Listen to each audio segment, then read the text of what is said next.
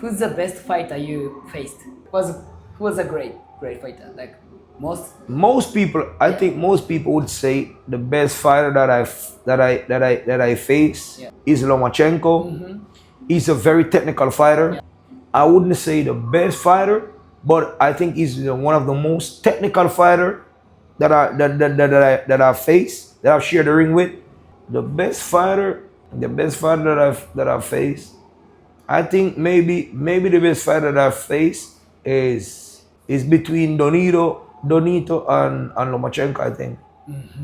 I think both? But I know for sure that Lomachenko is the best, is the most technical fighter. He's the most technical fighter. And I look back on Lomachenko fight, I know that the way to beat Lomachenko, you have to be 100% conditioned. Because most of his fight, he won with condition. He's always 100% conditioned. He's good. Condition. He's very well conditioned for fights. Really? He's very well conditionally ready to fight Lomachenko. But recovery. Right. You gotta be 100% ready conditionally to fight Lomachenko. But Donito, even with your condition, he can take it away from you because he has power. It's a difference. If you're conditioned, if you're 100% conditioned to fight Lomachenko, you can go 12 rounds with him. Even if you lost a decision, but you can go 12 rounds with him. But with Donito, it's not all about the condition. You can be conditioned and he still can take that away from you. You understand? Lomachenko is technical. Technical, that's what I say. I wouldn't say Donito is like dangerous. That's what I'm saying. Lomachenko is the best fighter that I fought. He's the most technical fighter that I fought. But Donito is dangerous. And that's the problem. You cannot say, all right, with Lomachenko I can say, once I'm 100% physically ready, I can fight him on any day. With Donito, you cannot only say, I'm 100% physical, I'm okay. No, you're not okay. Fighting with him is dangerous all the time. Fighting with him is dangerous. That's why. It's between Donito and Lomachenko. I know. A bit different. Very, very different. Very different. They're good, but Lomachenko is not dangerous. He's not dangerous. Technical. He's technical. He's not dangerous. He's not the guy that is gonna give you a one-punch knockout. He's not gonna do that. A combination. He's not gonna stay there. You have to stay there. You have to stay there and planted to hit with power, to get power, to generate power. You have to stay there. He's not gonna stay there. He's gonna move. We know he's gonna move. But Donito is dangerous. Very dangerous. How was the Lomachenko fight? What was like? Honestly, fighting Lomachenko, it was such. Me growing up, I never think too much of an opponent. Because when you think too much, you put too much stress on yourself. Scared. Right. When you think too much of an opponent, just a human. He's just a human being, right? And plus, he's not dangerous with power. I know I have not too much to worry about. You understand? I don't have too much to worry about. We did. I lost to Lomachenko because of the condition.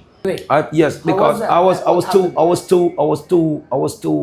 too much up in weight, the weight cut, and the time. Was it 126 pounds? I fought him at 130, 129, 130, and then I was coming from one.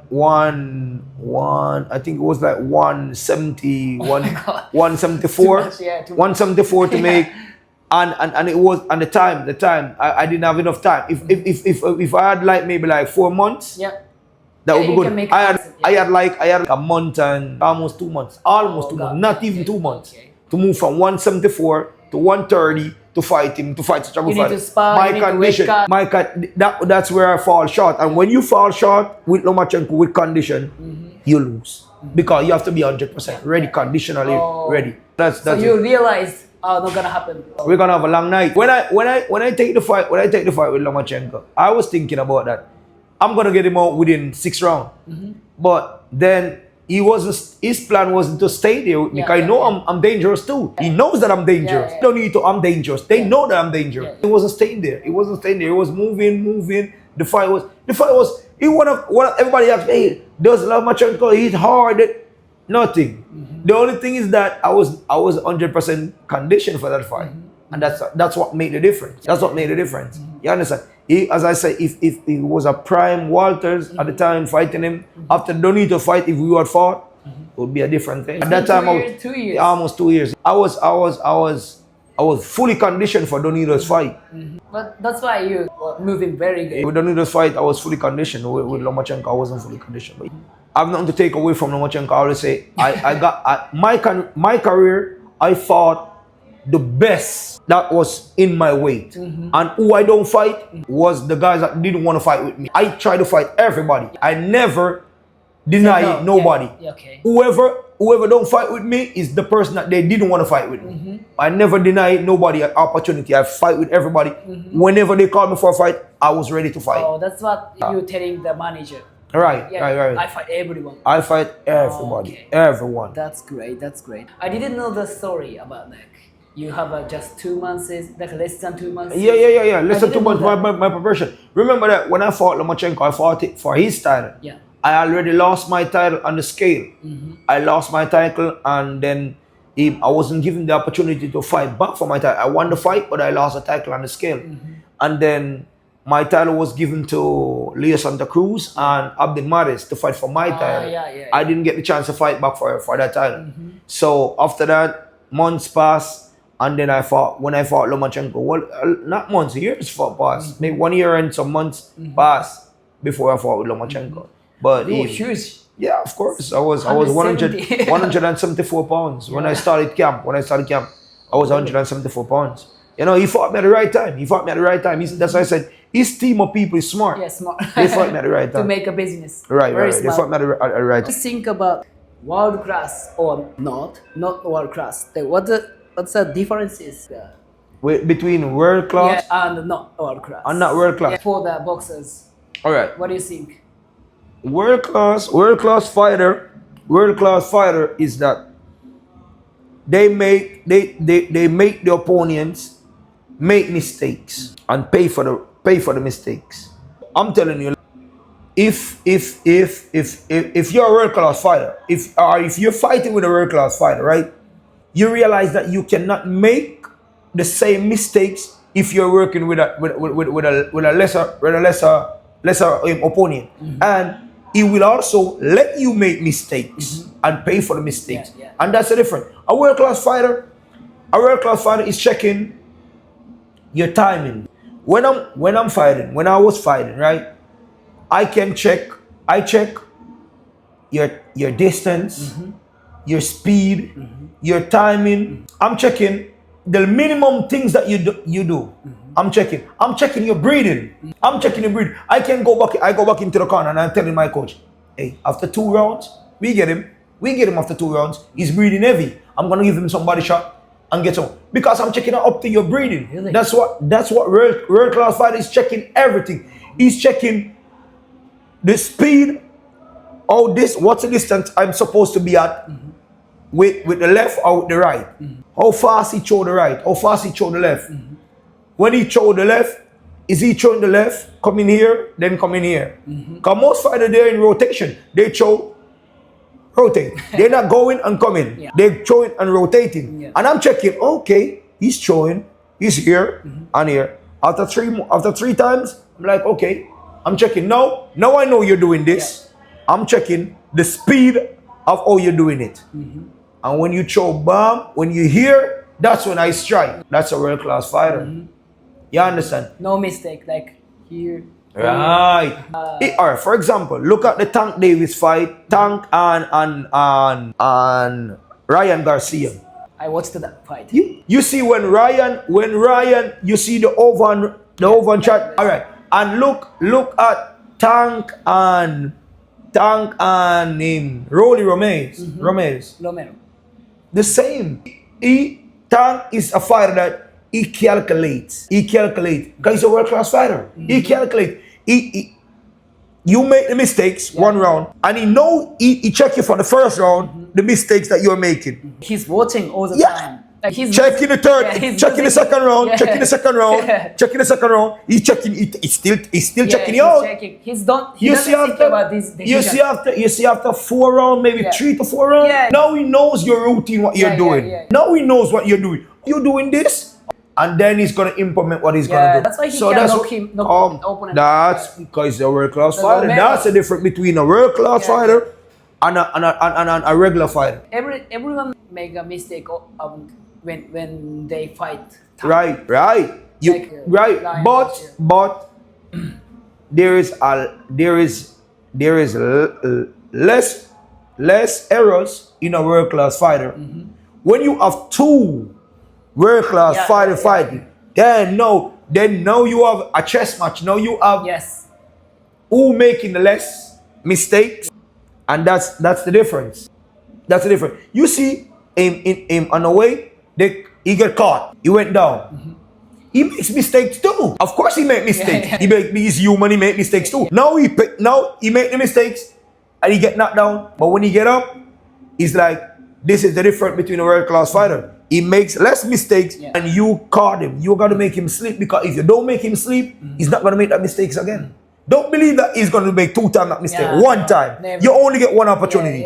If you don't make use of that opportunity, bro, you're not going to win. Same. Lomachenko versus Linares. Get down. Knock him down. You know what? Honestly, when Linares fought Lomachenko, it was a prime Linares. Because if it was a prime Linares, Lomachenko lost that fight.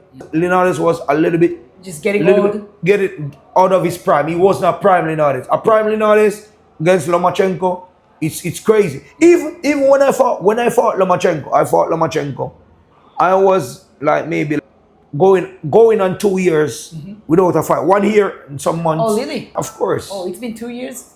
Almost 2 years without fighting. Really? When I fought Lomachenko. Really?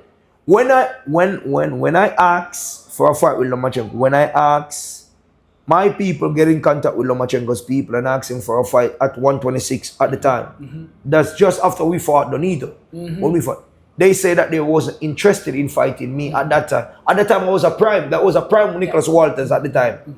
A prime Nicholas Walters. No problem. No manager problem, no promotional problem, nothing. We were all just about boxing at that time. It would be a total different fight if we had fought right after the Donitos fight. It would be a total different. It all depends on the time that both fighters fight. You understand?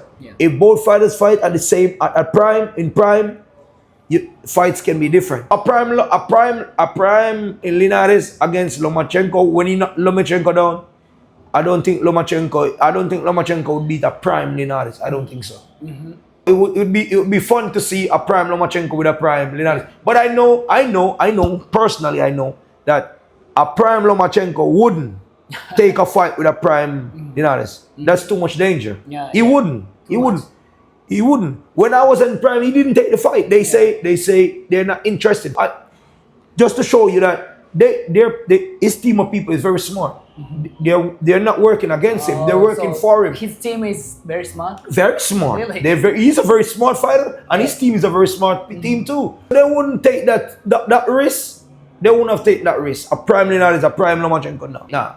You think prime Linares is better than Lomachenko? The prime it's two different. It's two different style, but it would be interesting. It would be interesting to see that fight. It's not a fight that I could say, hey, a prime Lomachenko would win a prime Linares. I cannot make that decision. I cannot say that. I cannot say that. They were both excellent fighters, beautiful fighters, speed, power, and Lomachenko. I don't think Lomachenko have the power that Linares possesses, right? It would be such a nice fight. Nowadays, fighters don't, prime fighters doesn't fight prime fighters. No. They fight fighters, prime fighters fight, or world-class fighters is fighting opponents. They're not fighting. They choose the opponent. And that's the difference between old-time fighters and new fighters. New fighters is all about the business. Old fighters is about fighting. It's like about the glory. He fights everybody. It's different. It's a difference. It's way different. Like Japanese people is kind of like that. They're thinking about like fighting best opponent, because we have a samurai spirit of doing not for business, fighting for your pride. And boxing in Japan and in Asia, back in that side. I think now the fighters, the fans not getting their money's worth, so we lose it. If you look at the at boxing now, boxing has lost a lot of their fan base to MMA, because now MMA you see more blood, more fight, real fight. This guy fighting this guy, they're making real fights. Like every month. Now boxing is like you know who's gonna win. It's kind of business. You almost know who's gonna win. You hardly find a good fight that you really a good fight you can Who's say. Gonna win? Who's gonna win? It's not the same like one time, but as I say, in on your side of the world, boxing. You guys tend to make equal fights, and that's good for boxing. Equal fight. People want to see equally matched opponents. That's what people want to see. You don't really know who's gonna win before the fight. I think when the Mayweather area of boxing passes, boxing is gonna regain its glory. You don't want too much business. You don't want to mix too much business with the boxing. You want to make good fights. Yes, that thing, like sometimes the business thing is killing the boxing. Of course, and now we're losing fans. We're losing fan base a lot. I think so too. Actually, like recent boxing, it's kind of like business. Right, for sure. Like Usyk, I think I like Usyk. He's a best fighter, I think. But he fighting the kickboxer. Right. It's kind of like money fight. I'm telling you, boxing, the business is good, but we still want to see, some of the time we want to see real matchup, real fights. Like old fighters. Marquez, Duran. People cannot stop watching him, Marvin Hagler, Thomas Hearns, Roberto Duran. People can't stop watching those days. Those days of boxing was... Who's gonna win? Boxing was a major sport. Back in the boxing fan base that time was...